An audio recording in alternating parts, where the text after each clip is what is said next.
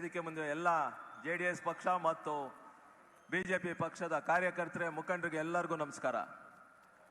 ಏನು 26ನೇ ತಾರೀಕು ಏನು ಚುನಾವಣೆ ನಡೆಯುತ್ತೋ, ಈ ಚುನಾವಣೆ ಮೋದಿಯವ್ರನ್ನ ಮತ್ತೆ ಪ್ರಧಾನಮಂತ್ರಿ ಮಾಡಬೇಕು, ಮತ್ತೆ ದೇವೇಗೌಡರ ಅಪ್ಪಾಜಿ ಅವರ ಆಶೀರ್ವಾದದಲ್ಲಿ 3ನೇ ಬಾರಿ ಮತ್ತೆ ಪ್ರಧಾನಮಂತ್ರಿ ಆಗಬೇಕು ಅಂತ ಏನು ಒಂದು ನಿಶ್ಚಯ ನೀವು ಮಾಡಿದಿರೋ ಅದು ನನಸಾಗುತ್ತೆ ಅಂತ ಹೇಳಕ್ ಇಷ್ಟಪಡ್ತೀನಿ. ಏನು ಇವತ್ತು ನೀವು ಇಷ್ಟು ಲಕ್ಷಾಂತರ ಜನ ಇಲ್ಲಿ ಸೇರಿದ್ದೀರಾ, ಕೋಲಾರ ಲೋಕಸಭಾ ಆದ್ರಾಗ್ಲೂ ಚಿಕ್ಕಬಳ್ಳಾಪುರ ಲೋಕಸಭಾ ಕ್ಷೇತ್ರ ಆದ್ರಾಗ್ಲೂ ಇಡೀ 28 ಕ್ಷೇತ್ರದಲ್ಲಿ ನೀವು ಮೋದಿಯವ್ರನ್ನ ಮತ್ತೆ ಪ್ರಧಾನಮಂತ್ರಿಗಳು ಮಾಡಬೇಕು ಅಂತ ಏನು ತೆನವತ್ತ ರೈತ ಮಹಿಳೆ ಮತ್ತು ಕಮಲಕ್ಕೆ ಏನು ಓಟ್ ಹಾಕ್ಬೇಕಂತಿದ್ರು, ದಯವಿಟ್ಟು ಆ ನಿರ್ಧಾರ ಇವತ್ತೇ ತಗೊಳ್ಳಿ. ಯಾಕಂದ್ರೆ ಈ ಅದೃಷ್ಟ ಇರೋದು ನಿಮಗೆ ಒಬ್ರಿಗೆ.